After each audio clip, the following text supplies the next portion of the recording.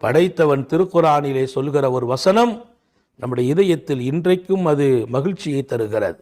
அவன் அன்பை காட்டுகிறது, அவன் கருணை என்னென்று சொல்கிறது. குல், நபியை சொல்லுங்கள், யா இபாதியல்லதீன அஸ்ரஃபு, வரம்பு மீறி மீண்டும் மீண்டும் தவறு செய்கிறவர்களே என்று சொல்லும் அந்த இடத்தில், வரம்பு மீறி தவறு செய்கிறாய், மீண்டும் மீண்டும் நான் மன்னிக்கிறேன், மீண்டும் மன்னிக்கிறேன், மீண்டும் மன்னிக்கிறேன்.